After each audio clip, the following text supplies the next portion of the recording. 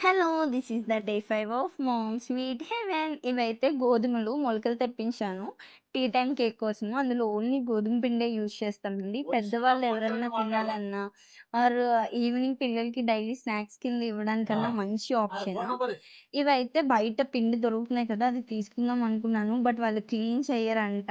Water పెట్టి clean చేసి ఎండబెట్టి పిండి పట్టరంట. నార్మల్‌గా పిండి పట్టేస్తామన్నారు. సో, అది మనకొద్దు అనుకున్నాను. అండ్ కొత్త రెసిపీ ట్రై చేయడానికి ఆర్గానిక్ ఘీ అనేది తెప్పించుకున్నాను. ఇదేంటనుకుంటున్నారా? చాక్లేట్ గనాచా. దేనికోసం అంటే బ్రౌనీ స్వాప్ కోసమే. బ్రౌనీ స్వాప్ కూడా చాలా బావుంటుందండి.